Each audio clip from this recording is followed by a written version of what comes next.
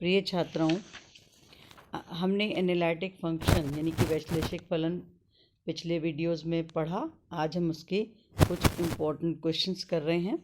First मैं एक question ले रही हूँ कि यदि f0 अनसॉल्व प्रॉब्लम्स हैं, ये यदि f0 is equal to 0 and fz is equal to uxy plus iota vxy z is not equal to 0, जहाँ uxy is equal to x cube minus y cube upon x square plus y square and vxy is equal to x cube plus y cube upon x square plus y square. प्रदर्शित कीजिए कि fz संतत तथा Cauchy Riemann प्रतिबंध मूल बिंदु पर संतुष्ट हैं, परंतु fz का मूल बिंदु पर अवकलज विद्यमान नहीं है। Show that fz is continuous and that the Cauchy-Riemann equations are satisfied at origin but fz has no derivative at the origin. Given है इस क्वेश्चन में कि f0 is equal to 0. Now f0 is equal to 0 means at 0 function की value 0 है. At 0 means x is equal to 0, y is equal to 0. तो fz is equal to uxy plus iota vxy में x और y दोनों 0 हो जाएंगे. तो f0 is equal to 0 means u0 0 plus iota v 0 0. अब क्योंकि u0 0 is equal to 0, क्योंकि 0 means 0 प्लस आयोटा 0, तो v0 is also 0. अब we know fz is equal to uxy plus iota vxy, where uxy is given x cube minus y cube upon x square plus y square and vxy is equal to x cube plus y cube upon x square plus y square. अब clearly u और v सभी x और y के लिए continuous हैं, क्योंकि x square plus y square 0 हो नहीं सकता जब तक कि x 0 ना हो और y 0 ना हो. यहाँ क्लियरली लिखा हुआ था z is not equal to 0. तो इसका मतलब क्या हुआ कि u और fz सभी x और y यानी सभी z के लिए कंटिन्यूस है. अब डेल यू बाय डेल, अब हम निकालने जा रहे हैं कॉशी रीमान इक्वेशन, क्योंकि हमें दिया गया है कि 0 0 पर कॉशी रीमान इक्वेशन को चेक करना है. तो हम देख रहे हैं del u by del x at x is equal to 0 y is equal to 0. तो हमने लिया लिमिट एक्स टेंड्स टू 0 और हमने क्या किया है, एक्स तो 0 की अप्रोच करा और वाई को हमने 0 रख दिया है. तो u x 0 minus u 0 0 upon x minus 0. तो लिमिट एक्स टेंड्स टू 0. अब यू एक्स 0 मीन्स एक्स जो यू एक्स वाई था वो x cube minus y cube upon x square plus y square था. तो जैसे ही हमने 0 रखा तो it will become x cube upon x square, तो रह जाएगा सिर्फ एक्स. तो limit x tends to 0, u x 0 is x minus u 0 0 is 0 and upon x minus 0 is x. So this is equal to 1. Next del u by del y at 0 0. तो limit y tends to 0 with respect to y कर रहे हैं. तो limit y tends to 0 u 0 y minus u 0 0 upon y minus 0, जैसे अपन ने पहले किया. अब क्योंकि विद रिस्पेक्ट टू y है तो y को 0 की तरफ अप्रोच करेगा और हमारे पास हो जाएगा limit y tends to 0 u 0 y means minus y cube upon y square. So it is minus y minus 0 और y minus 0 is y. So this is equal to minus 1. Similarly del b by del x at 0 0. तो हो जाएगा आपके पास limit x tends to 0 v x 0 minus v 0 0 upon x minus 0 and this is equal to limit x tends to 0 x minus 0, same जैसे कि अपन ने पहले किया, x minus 0 upon x, so it is 1. And del v by del y at 0 0. तो limit y tends to 0 v 0 y minus v 0 0 upon y minus 0. तो limit y tends to 0 y minus 0 upon y and it is 1. अब according to Cauchy Riemann equation हम यहाँ देख रहे हैं del u by del x is equal to del v by del y, दोनों 1 के बराबर हैं. And del u by del y is equal to minus del v by del x, क्योंकि del v by del y की value minus 1. It means 0 0 पर Cauchy Riemann equation satisfy हो रही हैं. अब हम देख रहे हैं कि एफ डैश 0 पर हम चेक करना चाहते थे कि 0 पर फंक्शन डिफरेंशिएबल नहीं है. तो एफ डैश 0 कितना हो जाएगा, limit z tends to 0 f z minus f 0 upon z minus 0. तो f dash 0 is equal to limit z tends to 0. अब हमारा एफ जेड क्या था, x cube minus y cube upon x square plus y square plus iota x cube plus y cube upon x square plus y square, that is u plus iota v, minus f0 is 0 upon x plus iota y, that is z. तो F z minus F zero upon z minus zero, तो हमने values रख दी। अब हम पहली बार क्या ले रहे हैं पाथ कि फर्स्ट हमने लिया कि z tends to zero when y is equal to zero means x axis. तो जो हमारी फर्स्ट इक्वेशन थी उससे ये जो फर्स्ट इक्वेशन हमने लिए एफ डैश ज़ीरो ये, तो हमारे पास क्या आ जाएगा कि y is equal to zero means यहाँ y जीरो रखा, यहाँ रह जाएगा अपने पास में x प्लस आयोटा x। तो देखिए क्या आ गया फर्स्ट इक्वेशन से f dash zero is equal to limit x tends to zero x one plus iota upon हमारे पास x प्लस आयोटा y था, y is equal to zero तो x, so it is one plus iota. इसको मैंने दिया equation number 2। अब मान लिया कि z टेंड्स टू ज़ीरो, अब हम ले रहे हैं दूसरा पाथ जब y is equal to x। तो y is equal to x लिया तो वही फर्स्ट इक्वेशन से f dash zero is equal to limit x tends to zero. अब देखिए y is equal to x, तो कितना हो जाएगा y is equal to x रखते ही हमारे पास फर्स्ट टर्म तो ज़ीरो हो गई और यहाँ हो जाएगा आपके पास 2x cube upon 2x square, that means only x। तो ये हो गया 0 प्लस आयोटा x और अपॉन 1 प्लस आयोटा x, क्योंकि y की जगह हमने x प्लस आयोटा y होगा, x प्लस x आयोटा हो जाएगा। तो वैल्यू आ जाएगी आयोटा अपॉन 1 प्लस आयोटा, जिसको सिंप्लीफाई करें हमने 1 माइनस आयोटा से मल्टीप्लाई एंड डिवाइड कर दिया, तो ये आ जाएगा 1 प्लस आयोटा अपॉन 2।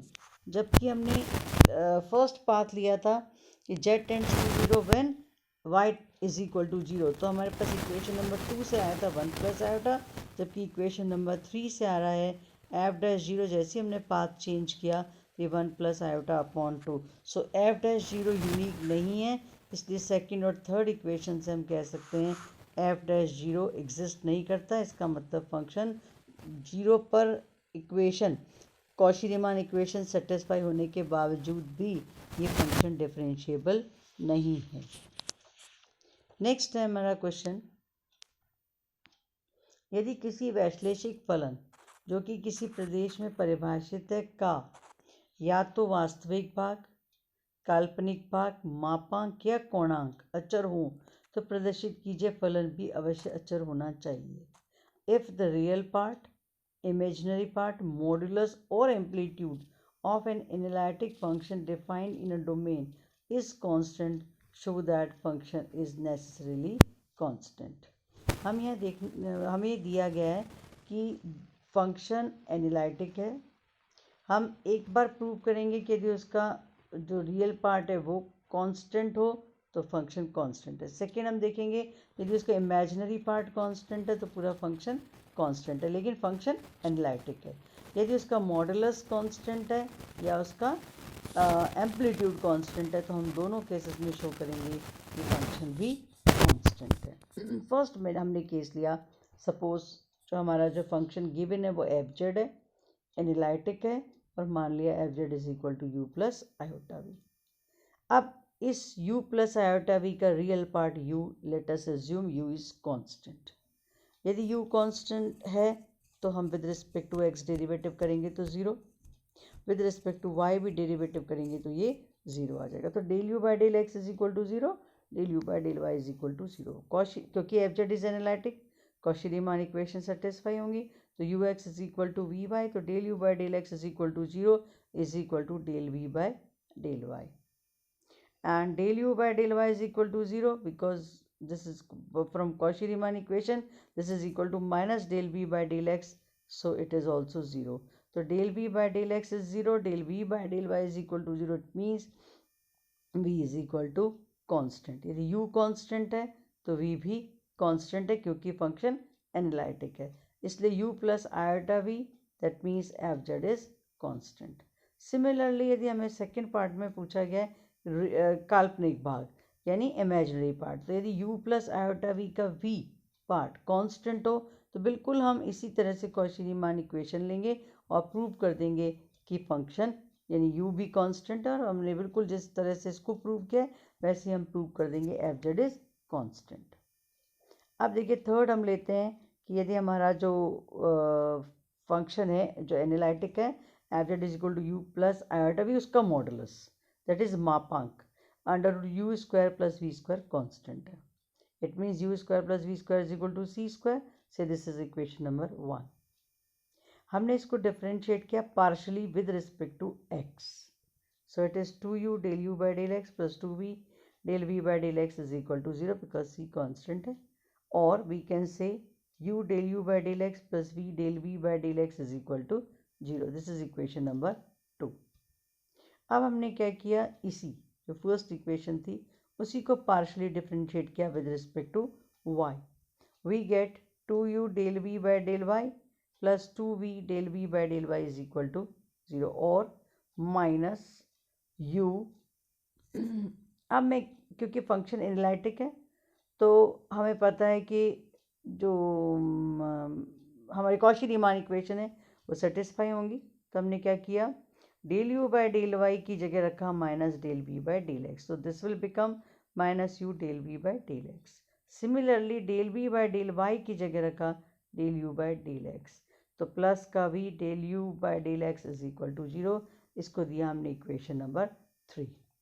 अब हमने इक्वेशन नंबर 2 और इक्वेशन नंबर 3 को स्क्वायर करके ऐड किया, तो ऐड किया तो आ गया, ये तो है हमारे पास v del v by del x, कौन सी third equation, v del v by del x minus u del u by del x is equal to 0, और वहाँ है हमारे पास v del v by del x plus u del u by del x is equal to 0।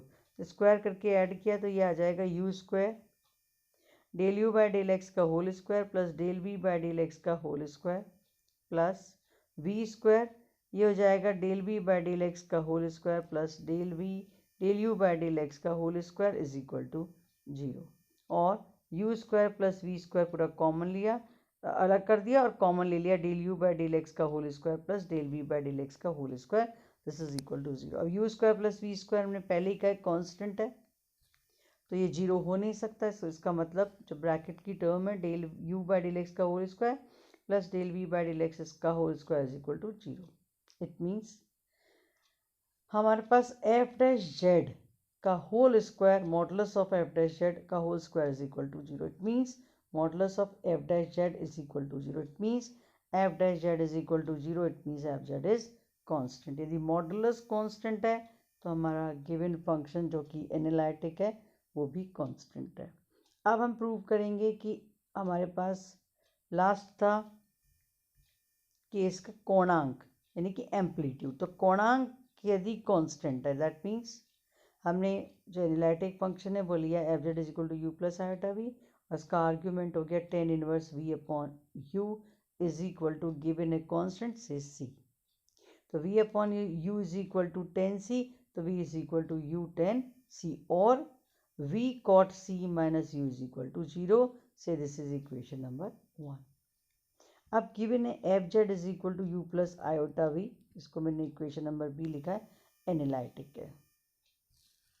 इस B equation को multiply कर दिया iota cot c से, तो left hand side become f z into iota cot c, और right hand side में बी equation की आयोटा कॉट सी से मल्टीप्लाई किया तो iota cot c u minus v, क्योंकि आयोटा आयोटा माइनस हो गया, वी कॉट सी, ये भी एनालिटिक होगा क्योंकि हम जानते हैं कि यदि एफ जेड एनालिटिक है तो इसके साथ यदि हम किसी से मल्टीप्लाई करते तो वो भी एनालिटिक होगा। एंड बी और सी को हमने ऐड कर दिया, तो ऐड करा तो कितना आया, 1 plus iota cot C F z is equal to u minus v cot c plus iota v plus u cot c, जो कि एक एनालिटिक फंक्शन है जिसका रियल पार्ट क्या है u minus v cot c, और वो किसके बराबर 0।